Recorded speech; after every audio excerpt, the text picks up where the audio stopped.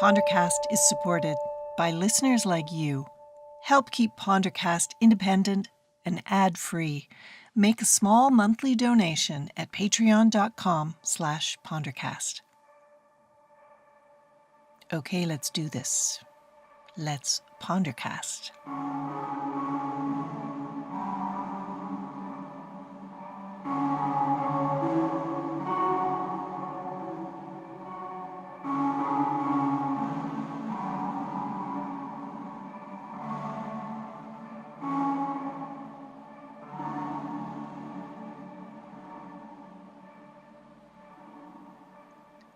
What it takes to become an adult. Well, there's that brutal realization that work is going to take up most of your life, like every day.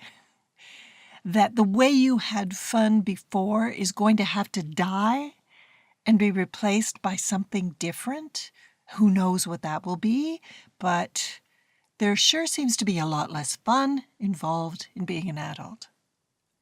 I mean, the whole thing just didn't sound very appealing, right? There are 3 questions that sum up the adult journey for me. 3 brutal questions, questions for which you truly believe there are no answers for. And yet, these questions just keep re-asking themselves, generation after generation. So this Pondercast ponders those super annoying, immortal questions that just won't leave you alone. And here they are. Now, don't run away after you hear them, because I promise you I'm not going to leave you to sink in their quicksand. Number 1, what are you going to do with your life? Number 2, what is the meaning of life? And number 3, what is your purpose? Brutal. I know. And I am only starting to be able to formulate what I believe to be my answers to these questions now. And I've been around for a while. These kind of tough questions are like the ultimate Sudoku. They are the Rubik's Cube Gordian knots of enigma, which is actually a really great band name, the Gordian Knots of Enigma. And here we are, living in the age not of questions, but of answers. Yes, just reach for your phone, get that answer. Bypass scanning your brain, bypass any critical thinking or any critical contemplation. Go right to your Google, because not knowing is something that we humans are finding increasingly trying in the Anthropocene era.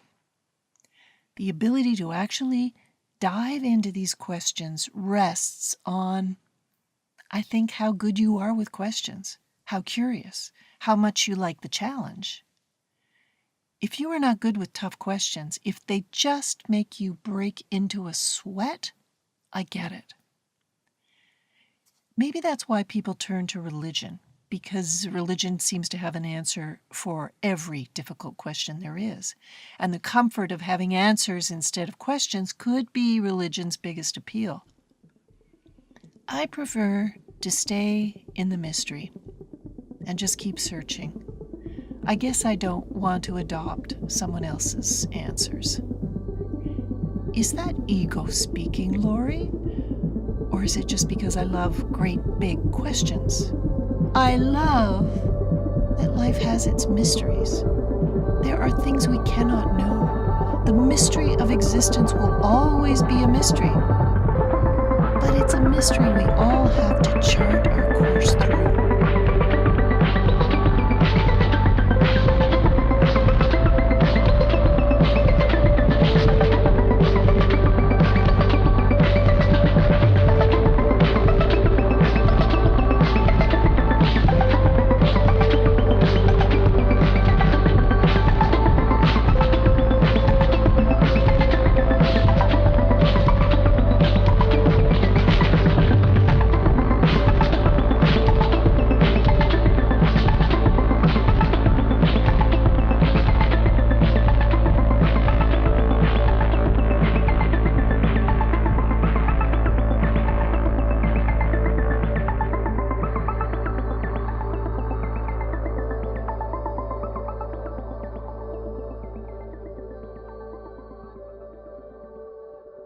That first brutal adult question, number 1, hits you early.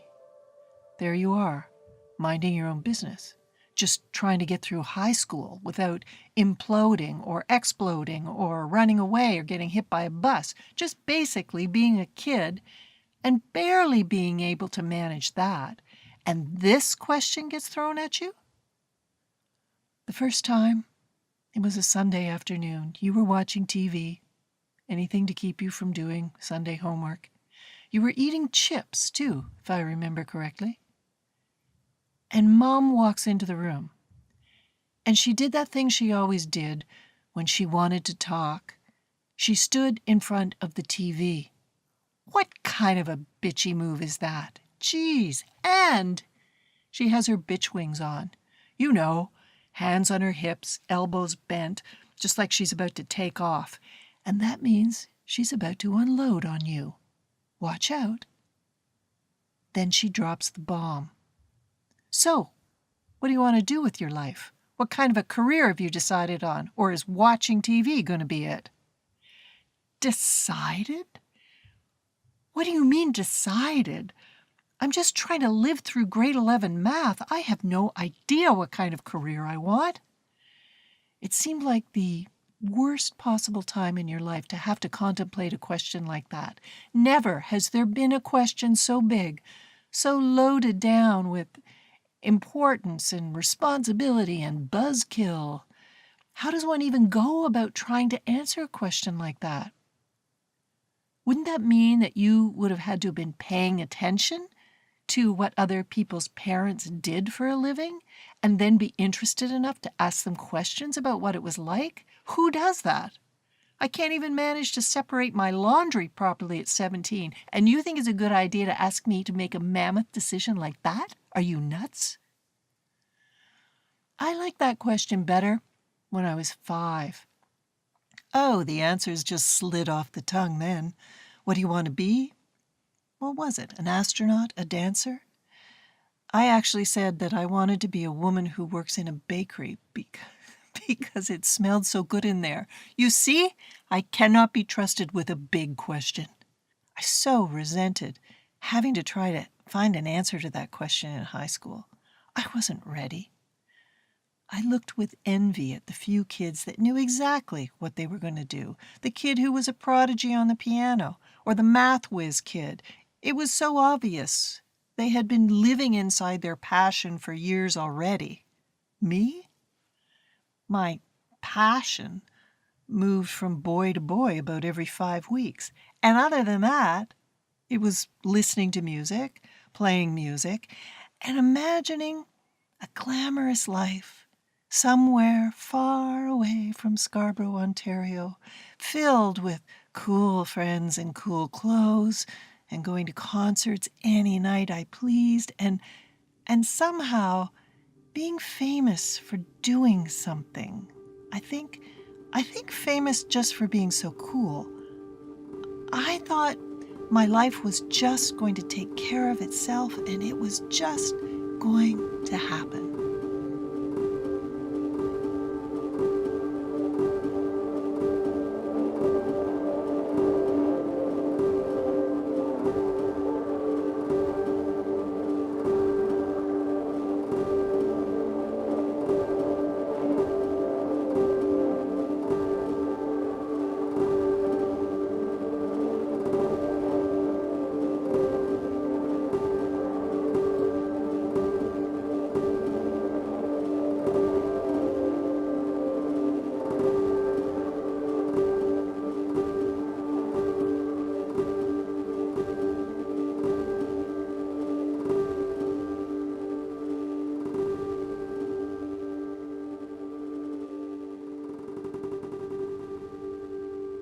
That first question and the angst it created is most certainly a first world problem.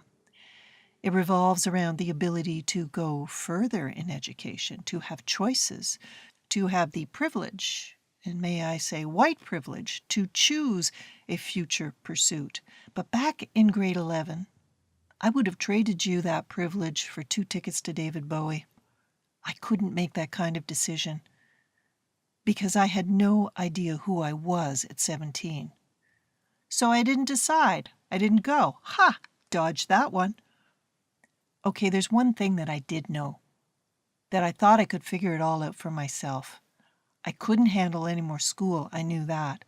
I needed to get out there and do this life thing on my own. Goodbye, question one. Goodbye, goodbye. We get through that first question, either by dodging it or guessing and then changing our minds and majors. It all seems so surreal that here we are figuring out what our life is going to be about. And then, suddenly, question two. Once again, it pops up at the least appropriate time and seems so existential, so philosophical, so unattached to anything in your real life that the first time you hear the question, you snort. What is the meaning of life? Oh, brother, eye-rolling. The meaning of life is a film by Monty Python. That's what it is. It's just as unanswerable as question one. Only now you are right into this adult thing. You are busting your butt at your job. You have small kids at home, a partner, a mortgage, a leaky faucet. And once again, the timing of the next big question is impeccably awful. Life still actually feels a lot like high school in some ways. Always feeling slightly behind, slightly inadequate for the work in front of you. Basically, you are skating as fast as you can every day. This is the time of your life when time spends you, not the other way around.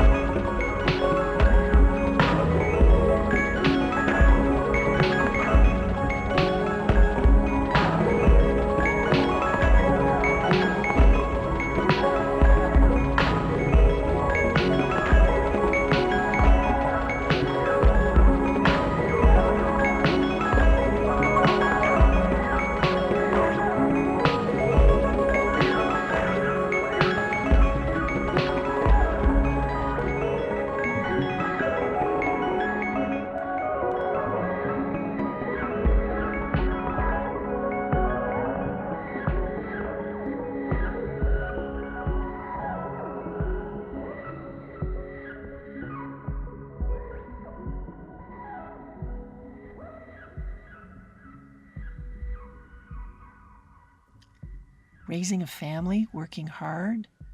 You barely have time to shower, let alone contemplate squeezing meaning into your life. Meaning is best left to those who can afford it, people who are independently wealthy without a 9-to-5 job.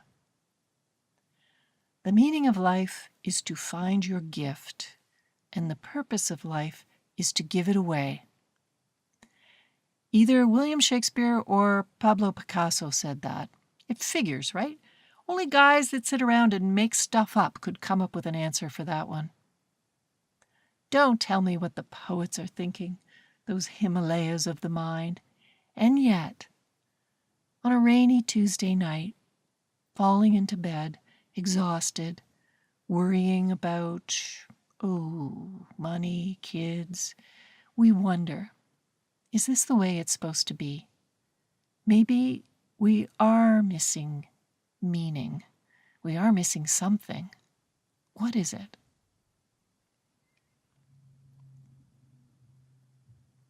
So that meaning of life question is a trick one. I knew it. Life has no meaning. Each of us has meaning, and we bring it to life. It is a waste to be asking the question when you are the answer. Ah, that is so comforting. That was Joseph Campbell. But I guess that means that Picasso and or Shakespeare were right as well. Our gift is our meaning. Okay, so now here's another question. What is our gift? What are you going to do with your life? Oh my God, we are right back to question one again. Go back, it's a trap, it's a trap. But there will be another Tuesday night, after another day of feeling beaten down by the hamster wheel of life, and you will wonder, There has to be something more than this. And if that something more is you, then it's good to know to look inwards instead of anywhere else. The answer is how to have more of you show up in your life.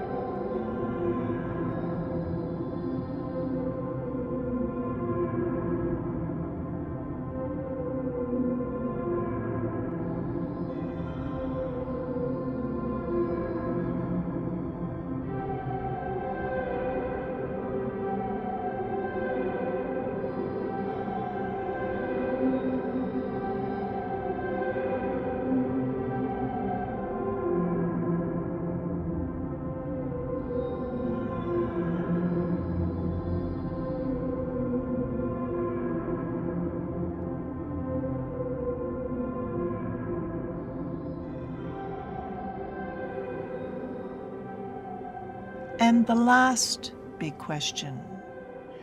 It's the title track from the latest album by the Gordian Knots of Enigma. Don't go searching that. I made that all up. Is what's your purpose? It's too much. That's a question designed to make you feel like a failure. But here's the good thing. Purpose is not something that you choose. It is revealed to you. It begins as that quiet voice in your head on a rainy Tuesday night.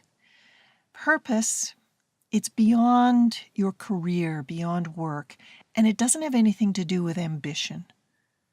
Ambition strives for bigger, better, more. It lacks the imagination of purpose. Your purpose is going to be found halfway between what you want for yourself and what the world wants from you. What might finding your purpose feel like? What might you have to offer?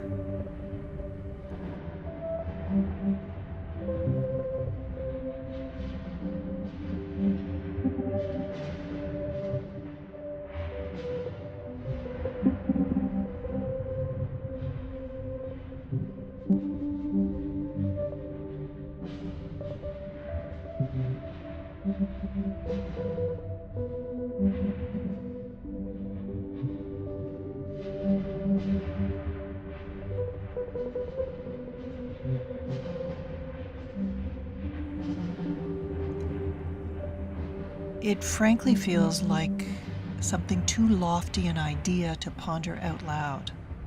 The thought of having a vocation or a calling is scary because purpose sounds like it's asking too much of us. It's just going to be too much work. Purpose asks that you move from life being about you to it being about something bigger. It will arrive with self-knowledge. The more you know about yourself, the closer you will get to discovering purpose. And when it comes, you will step beyond yourself, because purpose is what takes over when you're finally able to get out of your own way and reach for something bigger.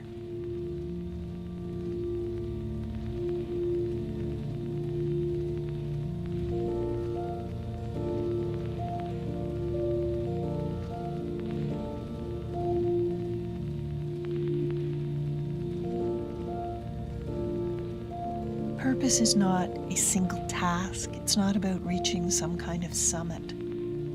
It's more like a direction, a compass that steers you out of yourself and into the flow of the world.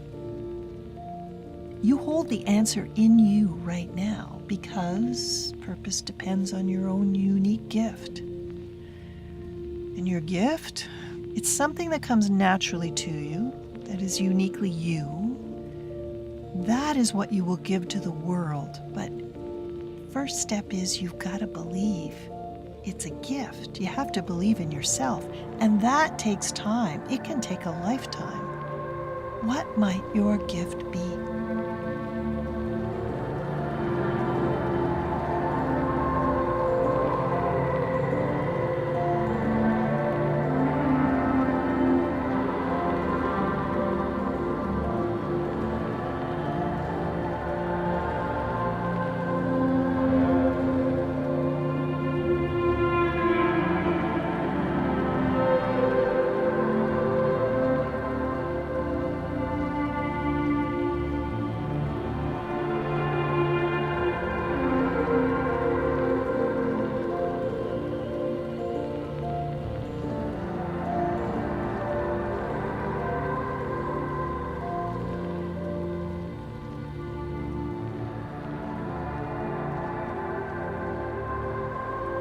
of us never find purpose and never find a way to have our gifts show up in the world. It's so easy to push away that quiet, insistent question about purpose, about meaning, about what you have to offer the world. You can ignore the call.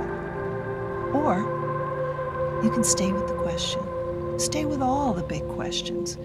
What do you want to do with your life? What puts meaning in your life? What will you have to give? How will you show up? Be patient. Just keep asking and listen to that quiet voice in your head.